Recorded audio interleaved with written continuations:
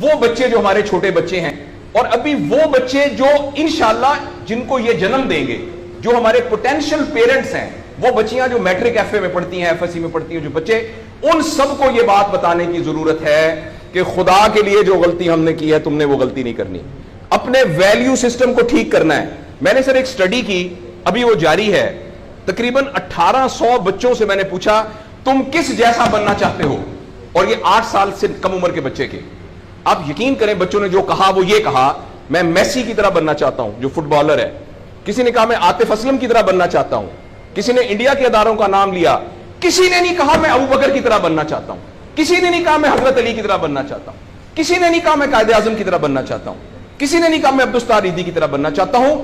ایک بچی نے صرف کہا کہ میں حضرت فاطمہ کی طرح. میں نے اپنے یوٹیوب چینل پہ اس بچی کا انٹرویو لایا.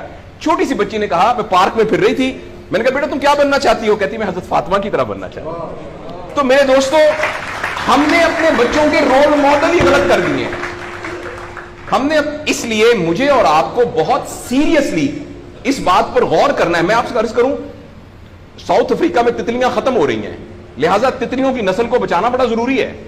اچھا پانڈا ختم ہو رہا ہے, پانڈا کو بچانا بہت ضروری ہے. انسان پانڈا اور تتلیاں نہیں ہیں, انسان ختم نہیں ہو رہا ہے, انسان کا بچانا کوئی اتنا ضروری نہیں ہے, وہ پانڈا نہیں ہے. اس لیے اگر ہم اپنے بچوں کو یہ رول ماڈل نہیں دے سکتے تو مہربانی کر کے بچے نہ پیدا کریں.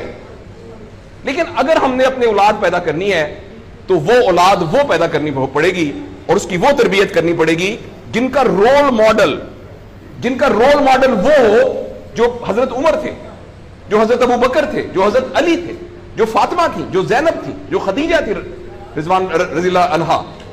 یہ ہمارے رول ماڈل ہمیں پیدا کرنے پڑیں گے, اور یہ تب ہوگا جب ہمارے اندر سے یہ دو چیزیں ختم ہوگی. نمبر 1, ہم پیسے کی بنیاد پر اپنے آپ کو بڑھانا سمجھیں, اور دوسرا یہ کہ ہم فرد کو فرد کے لیے تیار نہ کریں, فرد کو معاشرے کے لیے تیار کریں. میرا بیٹا تو 1100 میں سے 1100 نمبر لے کے ڈاکٹر بن کے ایک جگہ پر اسسٹنٹ پروفیسر لگا ہوا ہے, معاشرے کو کیا فائدہ ہوا ہے؟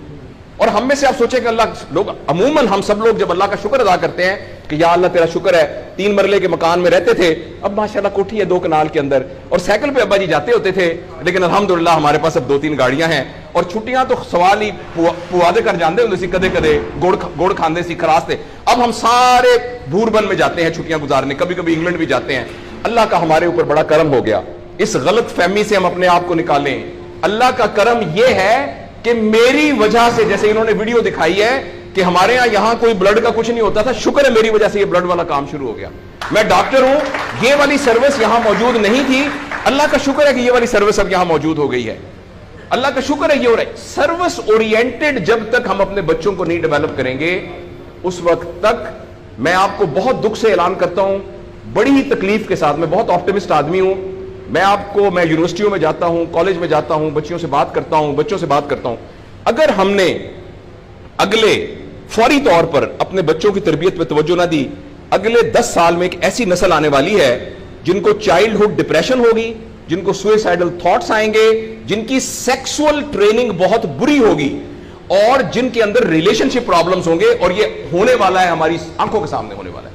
اگر آپ کے ہاتھ میں ایک موبائل ہے, آپ ابھی اپنا موبائل کھول کے فیس بک کھولے, جو پہلی 1.5 منٹ کی ویڈیو آئے گی اس میں ایک نیم برہنہ عورت ناچ رہی ہوگی.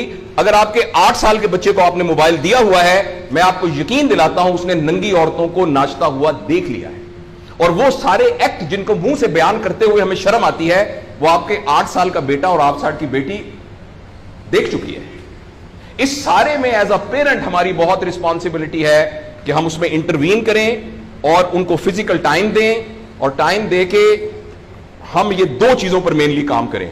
تو انشاءاللہ العزیز ہمیں امید ہے کہ معاشرہ بچ جائے گا.